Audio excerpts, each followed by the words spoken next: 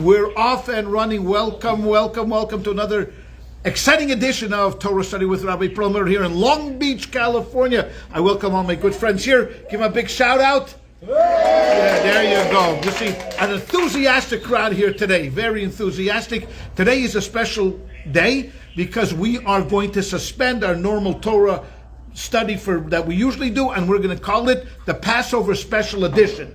All right, so you don't need the books today because I'm going to talk about Passover and I'm going to make you smart.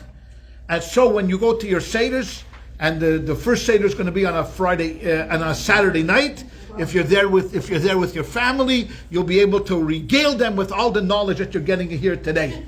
Okay. So where do we start? We start from the Torah, of course, and we've read before. We know that when God took the Jewish people out of Egypt, He said to them, hey, you know what? Look, I'm going to take you out, but there's going to be a few things that we are going to do. We're going to have like a Passover feast. Like, that night we're going to slaughter a lamb, we're going to roast a lamb, and we're going to eat the lamb with bitter herbs and matzah. That's going to be a sandwich of bitter herbs and matzah and roasted lamb. And you're going to have your coats on, and you're going to have your belts on, and with a staff, and you're going to be ready to go, because tomorrow we are traveling. We're going, we're moving. Okay? So that was, okay. But then he throws in, okay, and for the next 7 days, I don't want you to eat anything that is leaven. Now, God, what is leaven? Okay, I'll explain what leaven is, because what's leaven? Leaven is anything that we call chametz. So chametz comes in two forms. Something that is needed and you let it rise, over an 18-minute period, becomes chametz, so like bread, donuts, pretzels, French bread, whatever, like all these things, or yeast, because yeast is a leavening agent. So anything like that. So for 7 days, no leaven.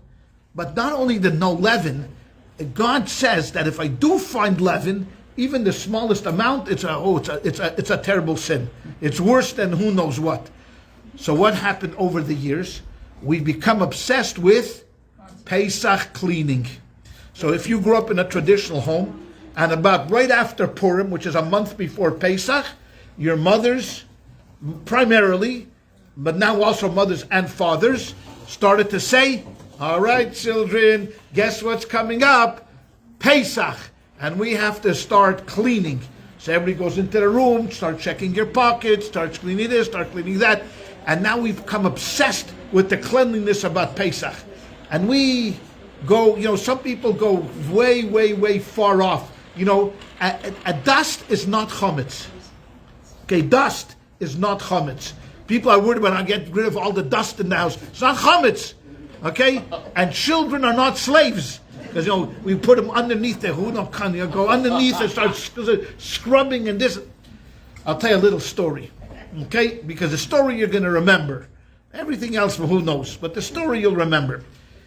Once upon a time, in the Middle Ages, Poland was a very powerful country. Later on, Russia defeated it and this and that. But Poland was, and it was run by what we would call prince, a poritz. Poritz was like a governor over a certain land mass that he had, a gubernia. And each poritz, more or less, had what they called a Jewish manager. They would always call him like a moshke, which is a derivative of Moshe. Even though his name could have been Yekosiel, Zachariah, Betzalel, Mendel, didn't matter. They didn't care. They called them Moshke. That was like the nickname. Each guy had a Moshke. And this Moshke, his responsibility was to take care of the poritz's affairs. The business affairs, and make sure everything ran smoothly, because the poritz was not interested in business. These Polish lords, they were interested in hunting and gathering and parties and this. Okay. Anyways, also in Poland, happens to be a very Catholic country. Very, very Catholic country. One of the most Catholic countries in the world. And this particular gubernia, this particular place and region, they got a new bishop. The bishop was not too friendly to the Jews, which is also not uncommon in the Middle Ages when it came to relationships, Catholics and Jews, between the Polish Catholics and the Jews. And it bothered him that this Moshke had a good relationship with the poritz. And the bishop kept impressing upon the poritz, it's not right. that a Jew should run the business of the porridge. How do you let a Jew run? The porridge didn't care. What did he care? All he cared about was the bottom line. Is it positive or negative? You look at your P&L statement, right? Is it positive or are you negative? But he kept insisting and insisting and insisting till finally the porridge couldn't take it anymore, the governor, and he called Moshka in and he said, Moshka, I'm sorry to tell you, but I have to give you an ultimatum. Either you convert or you're going to have to move out. Okay, so he's going to convert. Didn't do this happily. Wasn't converting to Catholicism happily. He was forced to. So he goes home to his wife Sarah and says, Sarah, I got bad news. You know what? The porridge came in today, and the priest is pressuring him, and we're just going to have to, convert to Catholicism. She's brokenhearted, but they do it. But because he wasn't into it, he wasn't into business either. So the P&L that used to go this way started to go this way. All right, and the porridge is looking every month, and he's seeing less and less profit, and he calls Moshkin, and he says to him, Moshkin, what's going on? How come he says, I'll be honest with you, I've lost my mojo. Now I'm a Catholic. I'm not happy. I lost my mojo. So the porridge says, okay, he thought it over for a couple of days, and he thought to himself, okay, what's more important to me? The P&L or Moshka being a Catholic? The P&L. So he calls Moshka in and he says, Moshka, the decree is rescinded. You can go back to being Jewish. He was so thrilled, so happy, excited. He couldn't wait to share it with his wife. He runs home, he throws open the door. Sarah, come here. Great news. The porridge rescinded the decree. We could go back to being Jewish and everything. She's like this. He said to her, Sarah, I thought you would be elated by the news. We talked so much time about wanting to go back to being Jewish. She says, yes, of course I want to go back to being Jewish. But couldn't you wait till after Pesach to tell me? Okay? So that's where the clean. Okay? I'll tell you, the rest of the class you could forget about. You know this story. You'll tell this story at your Seder. You'll be the biggest hero. Oh, Bobby Zaidi. Oh, wow, great. Anyways, that's about cleaning. Now you've cleaned up.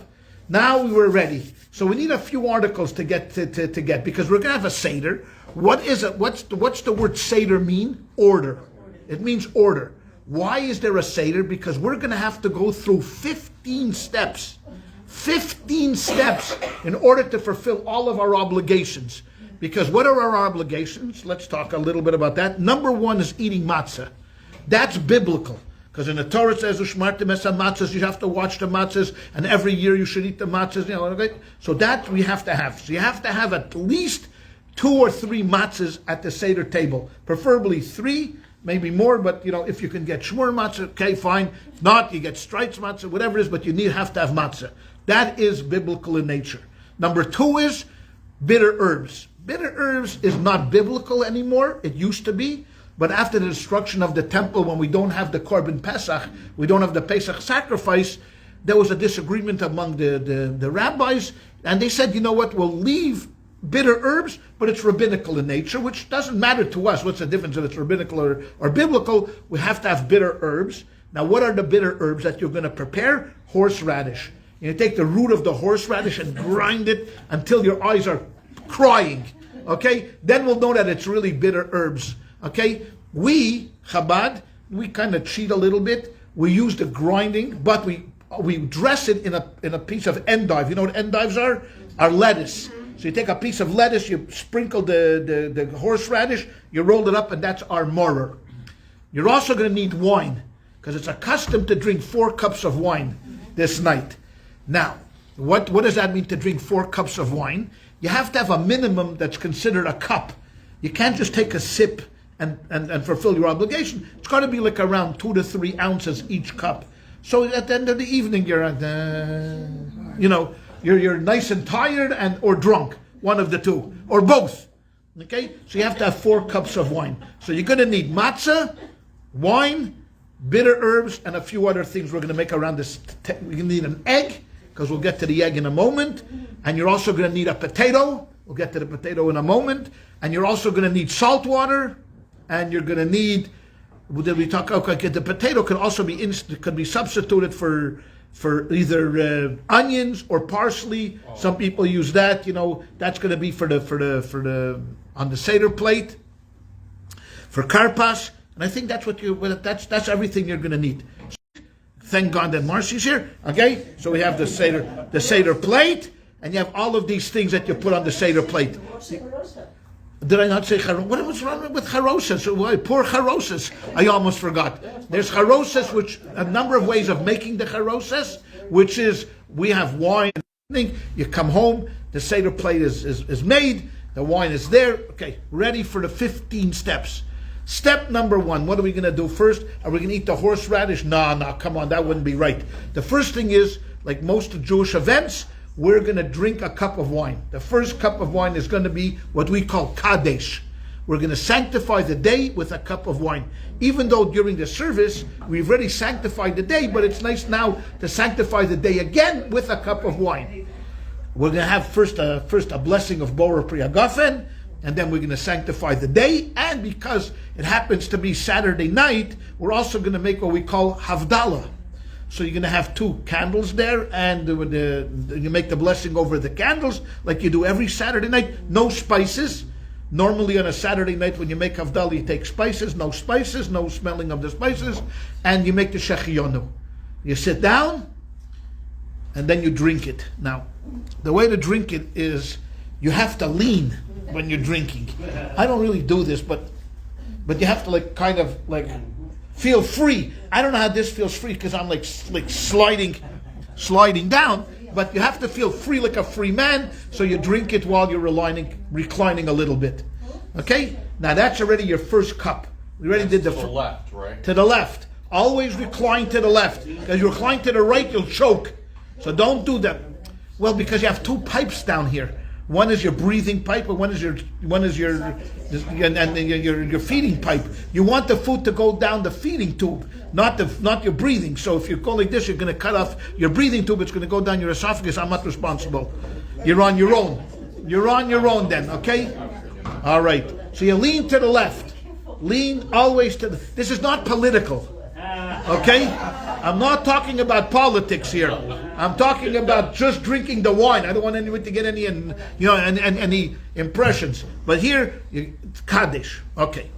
Now, the Torah tells us a number of different times. Now, what is the purpose of getting together tonight?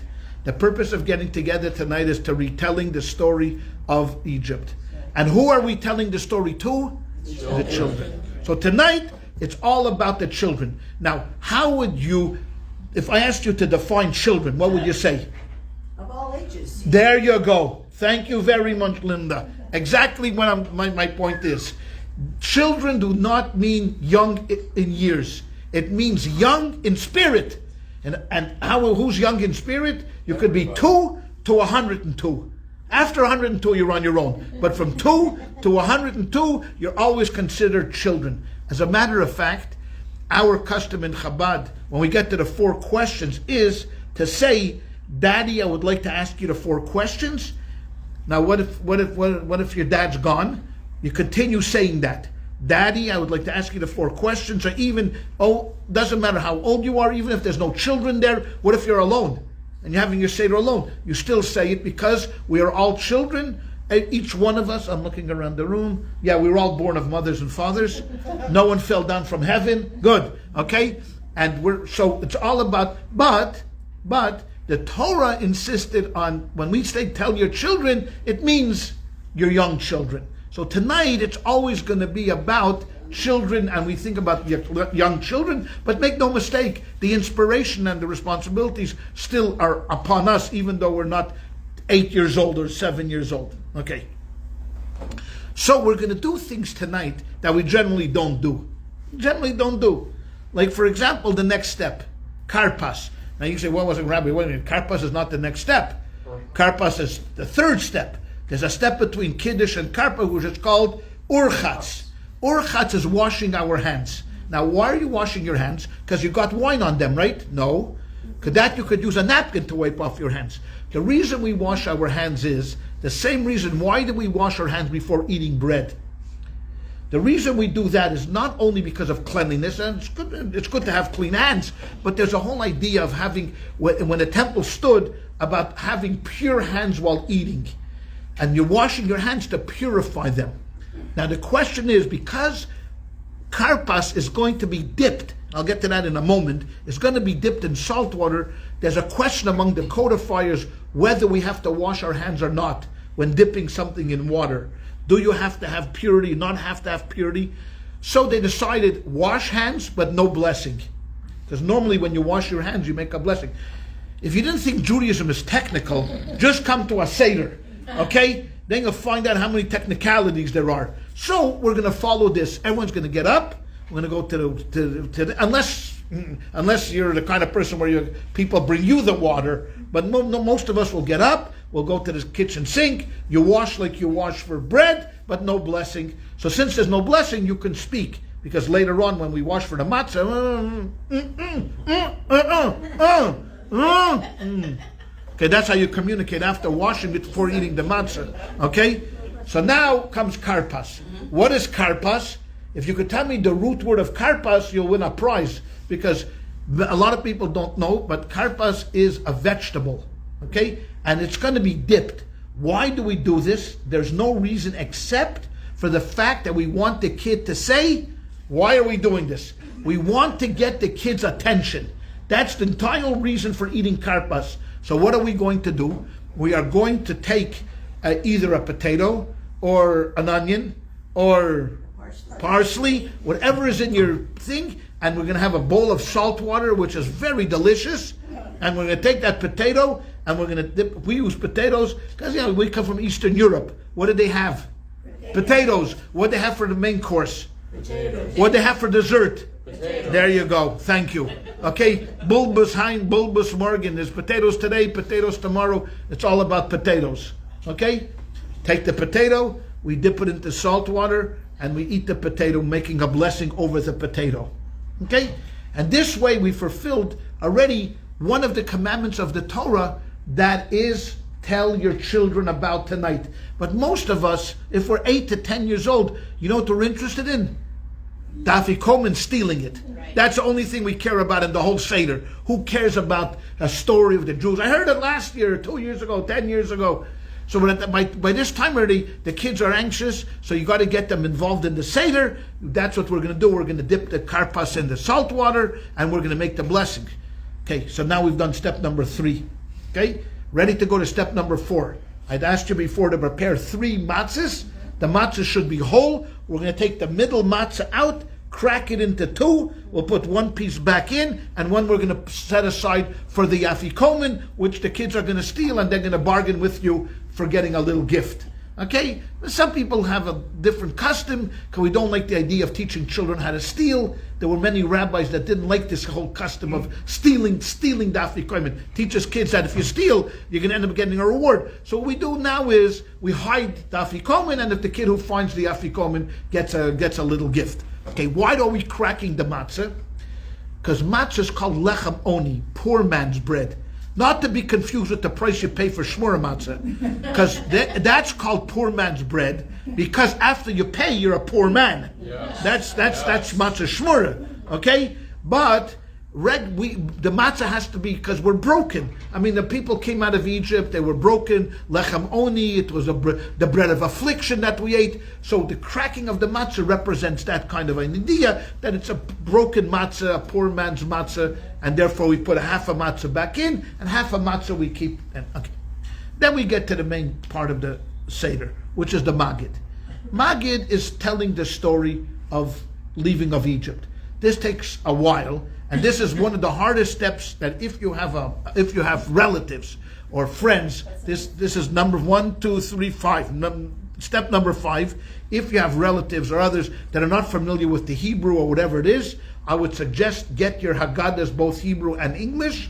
And the more you prepare for this, the easier it's going to go. Because it's a long read. Look, this whole thing is Magid. I mean, 90% of this is telling the story. It's a challenge. In my home, my father was very, very, very religious. Very religious. Had to go through every single word, every single step. I was the only son. Since I was a little kid, I sat next to him, and he was going through each word. I'm staying. The rest of my family, when are we eating? When are we eating? And when eating, everyone's getting up, sit down, down. But my father was not interested really in getting everybody involved. He was just interested in getting through it. But if you're interested in keeping the people that you invited to your Seder involved, you get yourself, go online to Google and write, you could put in like little things you could throw, like the plagues, they come in little miniature plagues. You could throw them on the table just to get people excited. You could do a bunch of other things, prepare a reading. My suggestion is if I'm a rabbi and I'm an Orthodox rabbi, so I have to go through the whole Haggadah. If you don't get through the whole Haggadah, it's okay. Pick some very important places and talk about it and engage. Because tonight it's all about the kids, and see if you can get the kids involved or the adults and just go through it. I'm not gonna go through the whole Haggadah because we don't have much time here. The truth of the matter is, one of these years, we should just pick the Haggadah and go through piece by piece. It's an incredible compilation of work. Where did the Haggadah come from? How did we get together this work called the Haggadah? So a lot of it is biblical. We bring down verses from the Bible, and when Jews were in Egypt, and Pharaoh and his people oppressed us and enslaved us, etc., etc. And then he came, God took us out. The interesting part of the Megillah is Moses' name is not mentioned. That's a misnomer. People think that when I say that I'm right. It's not true. Moses' name is mentioned one time in the Haggadah, and it's in reference to a verse by Yaminu Bashem of a Moshe Avdei that believed in God and Moses, his servant. But for the whole story, he's not mentioned. It's incredible when they wrote the Haggadah. When they wrote the Haggadah, why they did not mention Moses' name? This they left for speculation. And the speculation is because they wanted to give the focus to God. They wanted to give God the glory. And Moses, all right, sorry. You know what? You'll get your glory next week when we read the Chumash. We'll remember you. That's probably the reason why they left Moses' name out of the Haggadah. But I want to stop at one part of the Haggadah and just talk about it just for a couple of minutes, because the Haggadah came from Bible through that what we call the Anshe Knesset Agdolah, the men of the Great Assembly. We had them when we were studying the ethics of our sages. The first Mishnah that we had was Anshe Knesset Agdolah. They were men like in the time of Mordechai, the story of Purim. So think about the period of the destruction of the first temple and the building of the second temple, about 500 before the Common Era. And they kind of put together sort of a very loose Haggadah, not the Haggadah that we have now, but pretty much a lot of the Haggadah. Then it went through the period of the Talmud, and those that came to the Talmud class, that know exactly what I'm talking about. This is already by the year 300-400, of the Common Era, and they massaged it a little more. And the first kind of Haggadah that we have really here is in Babylon, that comes out probably in the year 600, 700, 800 of the Common Era. That's the first Haggadah that we have. And then it splits up. Then they added this, and they put this in and that in. But Haggadah now is a compilation of a number of different works that comes together. One of the things that we have from the Talmud is the 4 questions that I mentioned before. And when you sit down and you say, Daddy, Mommy, whatever, however you're going to say it, I would like to ask you 4 questions. And the 4 questions really are there used to be 5 questions, but they dropped the question because in America people are hungry, so they said, okay, cut it down to 4 questions. Please, let's go, we're hungry, let's get it. The 5th question that we don't have is, why do we eat roasted lamb tonight and no other time? But of course, since we don't eat roasted lamb tonight, we eliminated that question. But the questions are, why, for example, all nights of the year we eat chametz or matzah? Tonight, we only eat matzah, number 1. All of the nights of the year, we eat all different kinds of vegetables. Tonight, we only eat horseradish. Why? All of the nights, we don't even dip. We're not dippers. Okay? Tonight, we dip twice. We already had one time the karpas and the salt water. The next time, we're going to have the murr, the bitter herbs, and the charosas. Why do we do this, Daddy? And the 4th question is, all nights of the year, we eat either sitting straight or leaning. Tonight, we eat while we're leaning. Why do we do all of these things? So, there's a number of different opinions of the order of the 4 questions. For 95% of Jewry, the first question is chametz or matzah. Why do we eat the chametz? Why do we only eat the matzah tonight and not the leaven? Why? But of course, it takes just one person to deviate, and that person we talk about him quite often here is our famous Ashkenazi philosopher, and his name is Maimonides. Yes, and the Maimonides writes like this in his Agada. He did not have that. He did not have that as the first question. He had the question of the dipping as number 1 question. And the Alter Rebbe, the first Chabad rabbi, he accepted his ruling, and that's our. If you go to a Chabad Seder, exclusively Chabad Seder, the first question is going to be about the dipping and not about chametz and matzah. And people ask why. How come we do that? So Maimonides, when he writes it, he doesn't write his reasoning. I've told you a number of times when Maimonides writes a law, he doesn't give you any background to it. This is the way it is. Years later, people started to speculate why he ruled this way, why not this way, and there's about 10,000 commentaries on Maimonides himself. The Rebbe explained, why do we have the question first of dipping versus the question of eating the matzah? And the reason is that he speculates is because what is the purpose of the 4 questions? The purpose of the 4 questions is to stimulate interest among the kids. That's why we have them in here. Why? Otherwise, why do we need them in here in such a form? In the entire Torah, you don't have anything like this. But tonight we specifically arranged in the Haggadah that the children should sit there and ask these 4 questions. Meaning that our main emphasis tonight is trying somehow, somewhere to gain the interest and the curiosity of the children. Okay?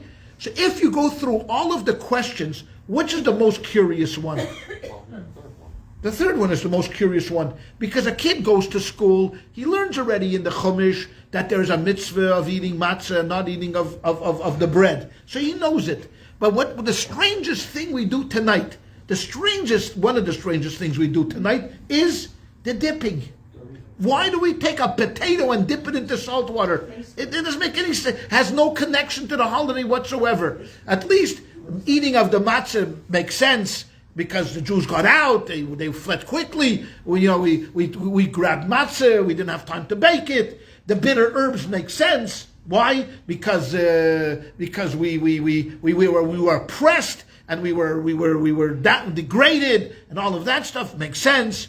We also make sense about the leaning, because why do we lean? We lean because we're free.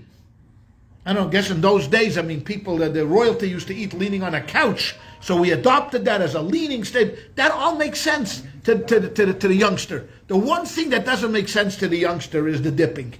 What's the dipping about?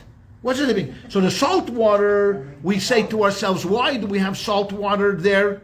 Because salt water reminds us of the tears. Okay, but that came much later. Believe me, when the first guy that said salt water had no idea, this was not his intention. Salt water came as later on someone rationalized, the salt tastes like tears, okay, or for something like that. So the kid is most curious about the dipping. Why are we dipping tonight? It doesn't make any sense. Once you get that, if you can get that kind of curiosity, where the kid is looking at you and is saying to you, Lama, why are we doing the dipping tonight? We've accomplished something. Because most of us are very apathetic. Most of the things, who cares, let's eat. And we don't care about the story. But if you could gain that curiosity, that thirst for knowledge, why are we doing all of these things? Boom, you've won. And that's why the Rebbe explains, Maimonides put the first question to be the dipping. Because to him, that's the most curious one. Why? And you have to be able to answer that, because tonight is very different. You ask a good question. Why do we do it? Because let me tell you a story. Young man, young lady. And that story begins 3,500 years ago, and that's how you ever go fishing? You ever go fishing? What do you need to catch a fish? A hook. But what do you put on the hook? If you don't put the worm on, what do you get? Garnished. You need, what's it called?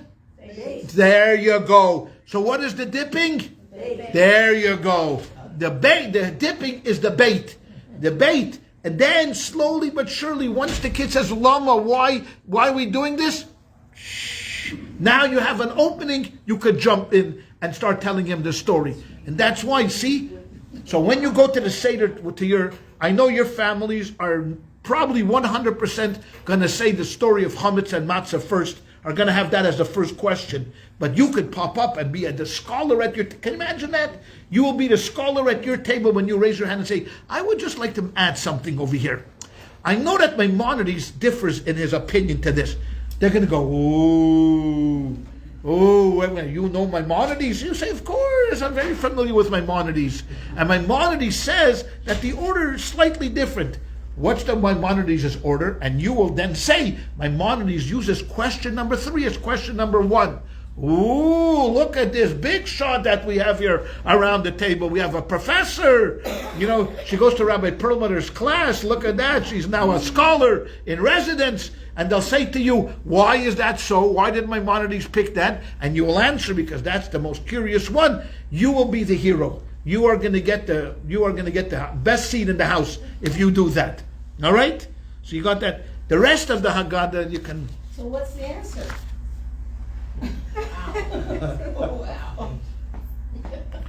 The 5, 4, 3, 2, 1. Okay. All right. I'm back.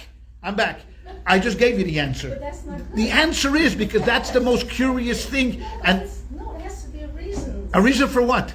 Why are you dipping in? Because I told you why. Because that's the bait. Why do you put the worm on the hook? Would you care about the worm? No, you don't care about the worm. What if I said to you that you should come in wearing a sock on your head? Okay? And the kid would say to you, why are you wearing a sock on your head? And you'd say, why a sock? The reason you wear a sock on your head is to get the curiosity of the kid to ask you, why are you wearing a sock on your head? It's a bait. It's a bait. That's what it is. There's no. You don't have to have the dipping. The dipping is the story. The curiosity is the story. Is it? And we got that? Yes. Well, we got that, right? That's you could have parsley, potato, onion, or your shoe. I don't care. Put your shoe in salt water as far as I care. The key is gonna be, as long as your kid says to you, why, that's the story. That's it. That's end of discussion. Later on, we're gonna have a second dipping. That's gonna be the mortar in the charoses. That already has more of a that already we can justify, because the mortar is the bitter herbs. The charoses is what? The charoses looks like mud. Exactly like mud, the building of the mud. So you want to take the bitter herbs, you put it into the mud, and that stuff. But if you can do this, if you're able to accomplish this, you've accomplished your Seder. It's not so easy because, again, people are very anxious and they want to keep moving, and we're going to keep moving. Okay. And Jay is moving. Okay. I had to hear that last part. Jay, come on!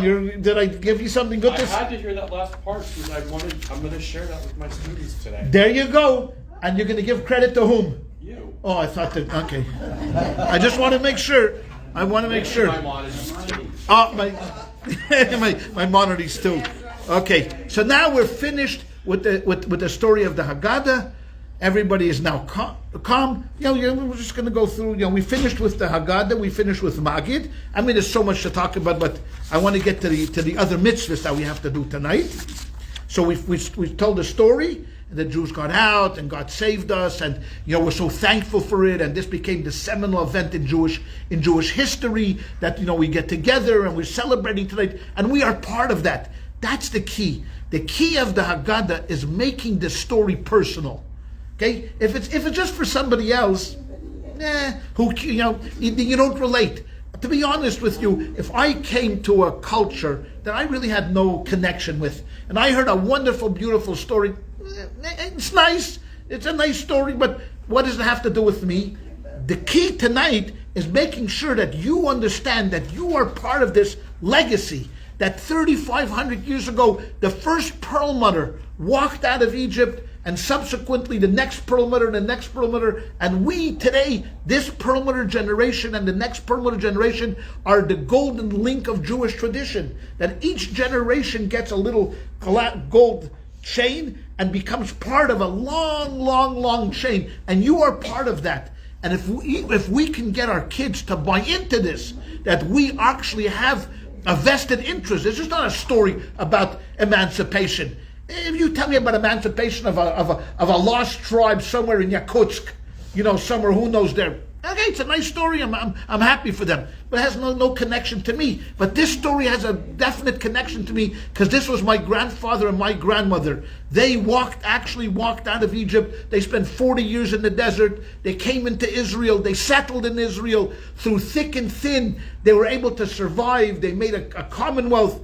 They grew in glory. Then they shrunk. Then they grew and they shrunk. Then they grew and they shrunk, and that's been our tradition. We're like the moon. We're not like the sun. The sun is constant. We're like the moon because we're lunatics. Okay, Jews are lunatics. Okay, the moon grows, the moon shrinks, the moon grows. That's been our history. There's been great parts. But all through it, we never gave up hope. We never gave up hope. We held on, even in the darkest times. Think about dark times, the Crusades, Khmelnytsky in Ukraine, the massacres, the Spanish Inquisition, how people had to suffer through there, and then of course in our lifetime, the Holocaust, and what's going on now, the rise of anti-Semitism. But never, also all of these things, we always remember that we have a special place here. Even though it doesn't seem so special when you're in the middle of a Holocaust, it doesn't seem so special, but we didn't give up hope. We kept going and kept going and kept going and kept trucking. And if that you can imbue in our families, my children, my grandchildren, my great-grandchildren, the future generations, that's it. That's the entire purpose of tonight's Seder. That's it. And that's the key. That's why I say, in the Haggadah itself, if you could prepare just a little bit, if you're going to go to a Seder and prepare just a little bit, a message that is meaningful, especially today. We have all this rise of anti-Semitism and all of this thing that's going on around the world, and Israel is fighting a war already, 14, 15, 16 months or more even, and we can instill this sense of pride, within our children and our grandchildren and our great-grandchildren. That's the purpose of the Seder. Okay, now we're done with the story. Let's get down to business. Rachza. Now we're going to eat the matzah. When we get the matzah, we get back up. We wash our hands. This time we do make a blessing, like we always do on the Netilas Yadayim, and we don't speak because the washing is connected to the eating of the matzah. It's all one mitzvah, and we don't want what we call an interruption. So we wash our hands. Okay, and then so if you want to communicate, you go whatever all sounds. Everybody already knows the sounds of what's needed over there, and you sit down. Then you take the matzah and you make the blessing over the matzah, and then you could eat the matzah. By this time, everybody is so thankful to eat a piece of matzah because they're starving, because you took 2 hours to explain the Haggadah, and now it's 11:15 at night, and everybody is waiting for dinner. So finally, thank God, we got the matzah. We eat the matzah, and guess the motzi matzah, and then say, we have another delicacy for you tonight, and that's what we call moror. Moror. What's the moror? What's the bitter herbs? But that's in order to. So you take Chabad style. You take a piece of lettuce. You put in the horseradish. Roll it up. Make the blessing over the moror and eat the moror. Don't take too much of the horseradish, because I see people who want to be heroes. They start crying, choking. You don't want to do that. You don't want to do just a little bit. Some want to do a little more. Whatever it is, the mitzvah is to eat like I guess maybe like an olive's worth or something like that, but small olive for you, a large olive for somebody else. Okay, and then so now we've done the matzah and we've done the murr. Kids are going to ask you, why are we eating the murr? Very easy to explain, because what did the Egyptians do to us? They made us bitter, and we're eating the bitter. Now eating the bitter. Then came along a fellow by the name of Hillel. Hillel, we had many times, right, over the years and he had a custom that on the night of Pesach he made a sandwich. It's called the Hillel sandwich. Okay? Kairach. Hillel sandwich. Yeah, we're making a sandwich tonight. Now, The sandwich that we eat and the sandwich that he ate are very different. You don't compare the two sandwiches. What we're doing is what we call immemorial. We remember what he's doing. It's kind of, because why? What he used to do is, he took a matzah which was not like our matzah. He took a matzah that was flat but malleable. Okay? You could turn it actually over. It was more like a lafa. We don't do those matzahs anymore. Right now we use pretty much, hard, breakable matzahs. He did not. He had a matzah, and on the matzah he put a piece of the lamb, which is not bad, a piece of the lamb. Then he put a little horseradish. Then he folded it over and he ate that. That was what we call a Hillel sandwich. We, in remembrance of what Hillel used to do, are going to do this. We're going to take a matzah, crack it. On the matzah we're going to put an endive, a piece of lettuce. In the lettuce we're going to sprinkle some more maror and put the other piece of matzah on top. That's not Hillel sandwich. It's a memory of Hillel sandwich. Cain asa Hillel, such did Hillel eat. But the main part of the sandwich is gone. What's the main part? The lamb. Go to a restaurant and order a lamb sandwich and they give you what we eat tonight. Are you paying? Imagine. You say, I'd like to have the lamb chops, and instead of the lamb chops, they serve you a matzah with horseradish. Are you paying for the lamb chops? Anybody up? Are you paying for the lamb chops? No. No one's paying for the lamb chops if you give me. But in remembrance of Hillel, and in the hope that Mashiach comes, so we'll be able to again roast a lamb, and we'll have back the sandwich that Hillel originally ate, and that's why we were hoping for Mashiach, so we can get some lamb on Pesach night. But that's what we call korach. Okay, korach is the sandwich, and now you've done the matzah. I forgot you have to drink another cup of wine. I'm not going to go through like every. You already drank another cup of wine. So you had 2 cups. You ate the matzah, you ate the maror, and you ate the korach. Finally, step number 10, shulchan aruch, which means a prepared table, which means now we're going to eat the. Oh, thank God. I never thought that. Yeah. Ashkenazim eat gefilte fish because they. So what do we eat first? The first thing we eat is going to eat the egg. We're going to eat the egg on the Seder plate. We have an egg, right? Because we used everything else on the Seder plate except for the zeroah. The zeroah is the neck, the roasted neck. Why do we have the roasted neck on there? To remind us of the roasted lamb, but that's we set aside. Why are we eating the egg? Because the egg represents another sacrifice that we bring. Not only do we bring a Pesach sacrifice, we bring a korban chagiga. We bring a holiday sacrifice in the temple. Not today. You don't bring sacrifices, any sacrifices today. But in the temple era, we brought sacrifice korban chagiga, so we eat the egg. That makes us happy in the korban chagiga with the price of eggs and the price of matzah. That's all I could afford. Okay, so that ends the meal quickly. Okay, because you see the price of eggs or a boina shalolim that make them shmura matzah seem cheap. Anyways, so you eat the egg. Many people have the custom of dipping it into the salt water, and you eat the egg. Then this is totally customary. Not everybody eats the egg. I'm not so sure if Svardim have the egg. They do eat the egg, but not everybody. I know by our Seder, some people do like it, some people don't like it, some people like the white, some people like the yellows. Okay, finish with the egg. You get down to the meal. The meal is usually fish. Ashkenazim usually eat gefilte fish, soup, chicken, whatever you eat. You finish the meal.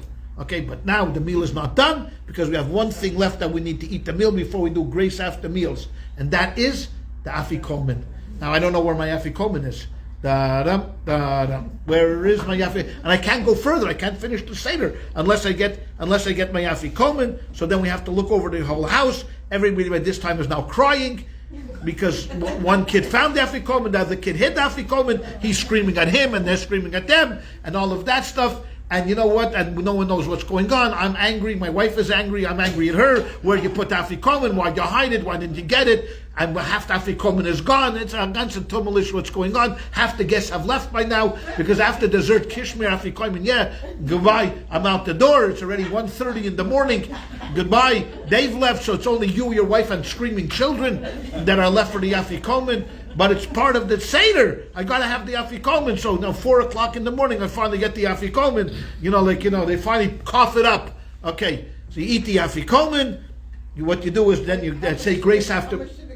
An arm and a leg. I'll tell you in a second. I'm going to finish. I'm going to end up with a story as well. Okay, we're going to have time. I know we have time for questions. We're here till 1:30. No. But let's get through. We're just quickly. Then we make the grace after meals. After grace after meals, in cup number 3, and then you say Hallel. You sing songs of praises to God, and then nishmas. And at the end of good, Chad Gadya, Chad Gadya. Echad mi yodeya, Echad mi yodeya, all of these songs you sing, and then you have a cup of wine again, and you say Chasal Siddur Pesach, I've done everything, and you've gone through 15 steps, and by this time you're so happy that everybody's sleeping, and it's only you. That's it. It's only you at the Seder, and the 4th cup of wine is like you could sip it. In middle of this, I went through it quickly. We have what's called Elijah's cup. We pour a cup of wine for Elijah, and the Kabbalah, the tradition is that he goes to every Seder around the world. Now think about this for a second, because I thought about this recently. He goes to every Seder in the world. Now, you know where the first Seders are being held? In Australia. That's the earliest, right? That's the earliest. Like near Australia, you go a little bit closer to the date line, but let's just pick Australia and New Zealand. Then he starts to travel. And you know where the last Seders are? Close to the last Seders? California. Because we're now you're going to have Hawaii, you can have Fiji, but the biggest Jewish community closest is California. By the time he gets to California, you know where he's been? Around the whole world. Imagine just in Israel. He has to go through every Seder. Then he gets to New York. The man is verschnuckert. 5 times I found him in my neighbor's house. Okay? And my neighbor's not Jewish. She wants to know why this old guy is coming to her house asking for a cup of wine. I have to drag him into my house, okay? So Elijah comes, you have Elijah's cup, then you open the door, you go out there with a candle, and then it's all ceremony, but you finish the Seder. You can go, you can look up online all the different things. I just want to finish with a little story, and then we'll open up for questions and answers as we do.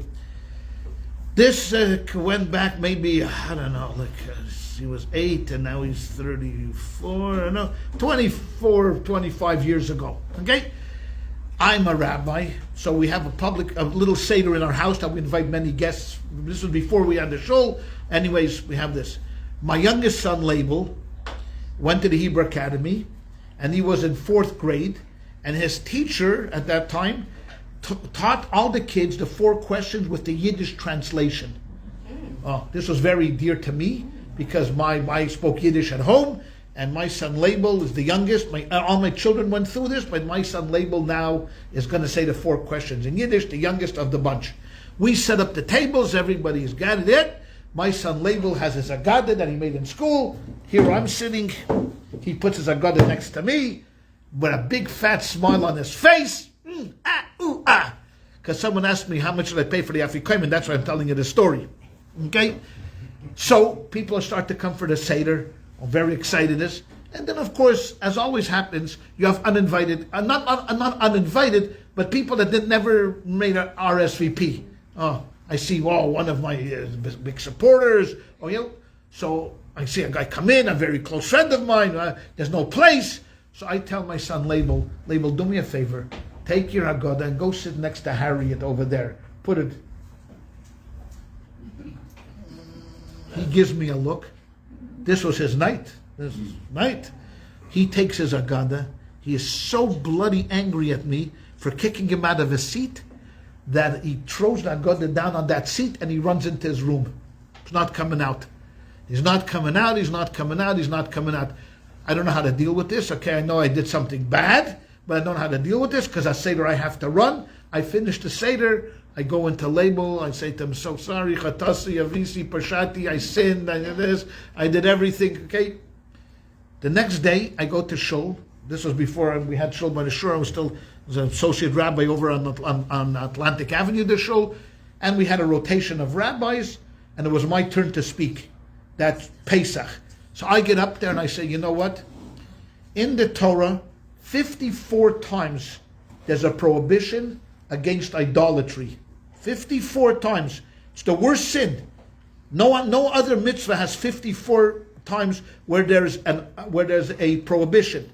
The worst kind of idolatry that you could perform was a service called the Molech, where they took their children and they walked through these fires and they gave it over to the priesthood. That was the worst kind, and said, I am publicly confessing here in front of the congregation, last night I transgressed on this sin.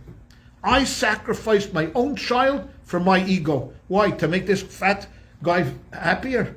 To make this guy who walked in, who was an important guy in my eyes, I made him happier by putting him next to me. So I sacrificed my own child, who was so excited to sit there and was enthusiastic. And I'm talking now about getting people's curiosity. He was curious, he was excited, he was ready to rock and roll. And what did I do? I transgressed on the sin of idolatry, making someone else feel better at the expense of my own family.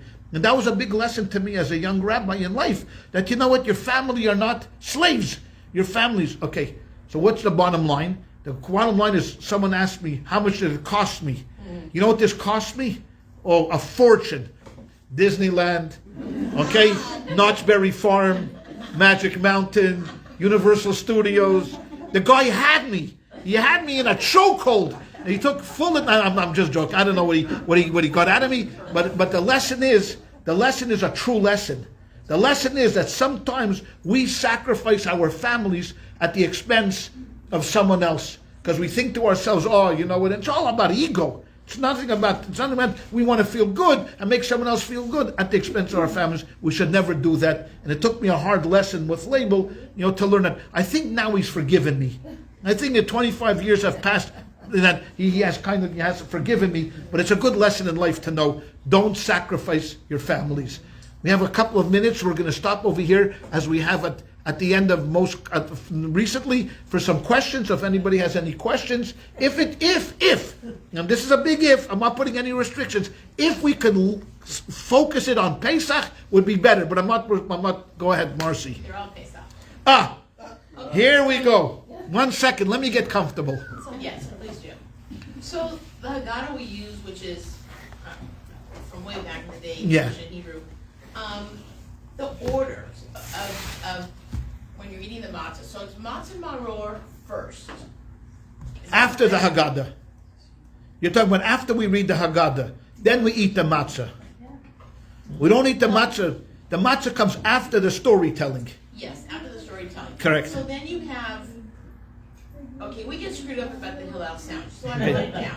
So, but first it's going to be matzah and maror. First matzah. First matzah, then maror, and then the sandwich. And that sandwich is lettuce and maror. Correct. Now, and matzah. Yes. And matzah. Yes. And where's the charoset coming in? So the charoset is you're dipping it. You're supposed to dip the maror and the sandwich into the charoset. Now, because the charoset taste, come on, can you compare the taste of charoset to maror? I mean, the charoset is made of wine and apples and cinnamon, and it's fantastic. So what do people do? They take the charoset and put it into the maror. You're not supposed to do that. Why? Because you killed the whole effect of the maror. Now the maror tastes sweet. Now, I'm not judging anybody, because I don't want to be what my family calls a judging butt, right? Because I know my family does the same thing. So if you put your charoset in the maror, good for you. But the idea is you're supposed to dip the maror in the charoset and not put it into the maror. It's a custom. So you're saying the Hillel sandwich gets dipped in the charoset? Yes, correct. Gets dipped into the charoset. And the same thing is the maror. The maror gets dipped into the charoset as well. So you're dipping twice, one after the other. You're dipping the maror, and then you're dipping the sandwich in the charoset. And then you'll see. And in many families, you take the charoset, make it part of the sandwich. But that's not traditional, but that's the way it is. So when do you eat the charoset? You don't. You're not supposed to eat the charoset. The charoset, I know, but I'm telling you what we used to do traditionally. What happens here now is people eat the charoset, forget the maror. Let's go straight to the charoset. Because but that's the way it is. How does a housewife prepare for the Seder if it's Sabbath? That is a incredibly great question. You have to repeat your question, because this is an incredibly good question that you just asked. Can I repeat the question? So now we have this year as an anomaly. Doesn't happen every year.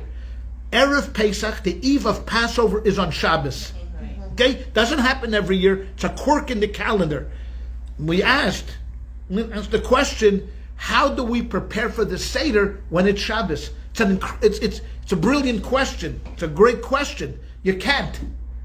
You're not allowed to. You could only start preparing for the Seder after sundown. Okay? You only could prepare for the Seder after sundown. That's why normally at the Shul we have a public Seder the first night. But it's impossible this year. Why? Because I think candle lighting is probably going to be around 7-ish. Right? So Shabbos doesn't get out till after 8.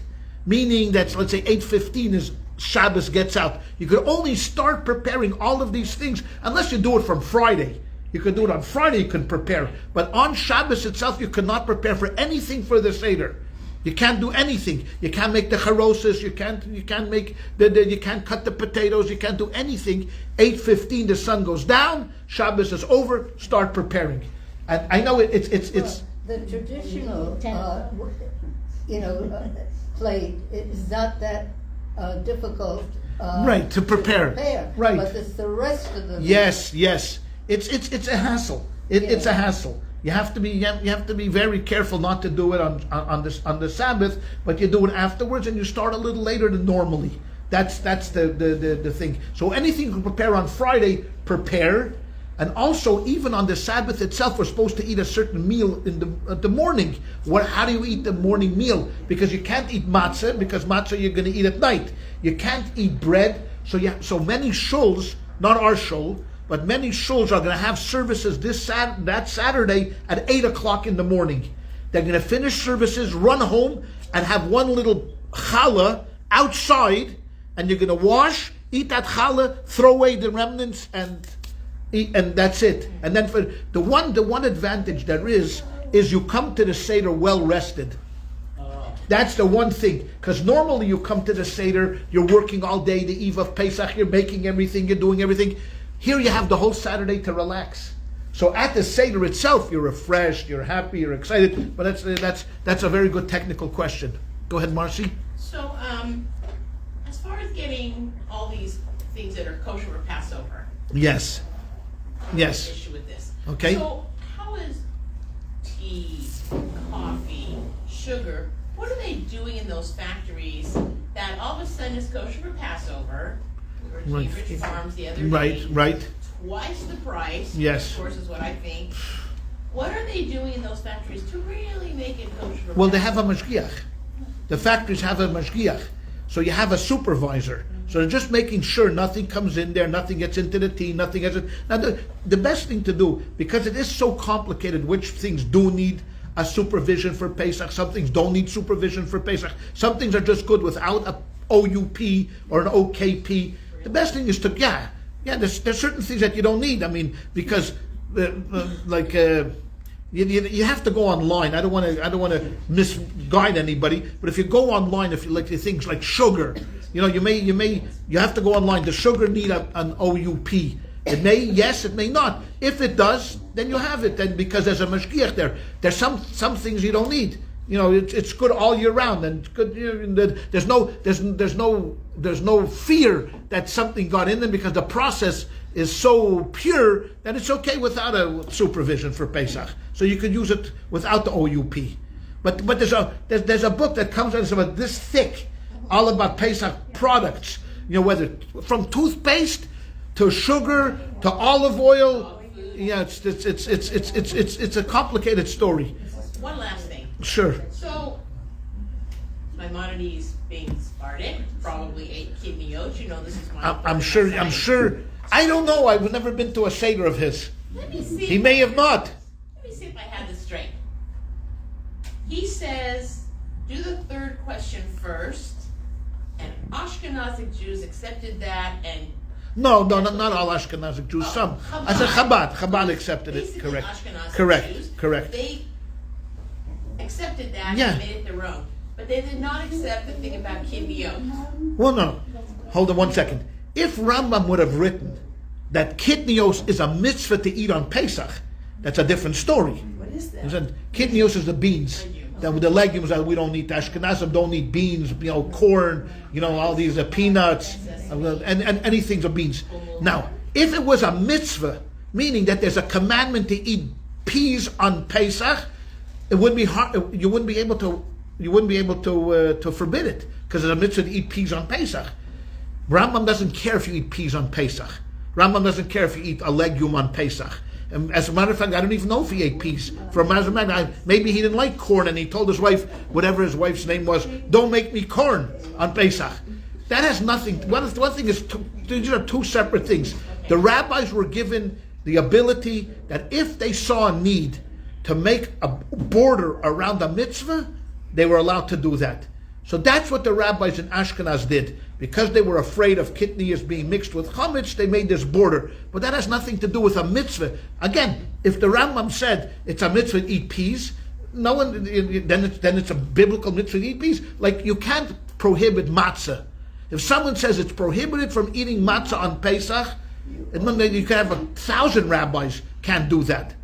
You have to eat matzah on Pesach. And you said there was a fifth question? Yes, there was a fifth question. The fifth question was about roasted lamb. Why do we eat tonight roasted lamb and not the whole year round? I'm going to leave with one last thought, and this is it.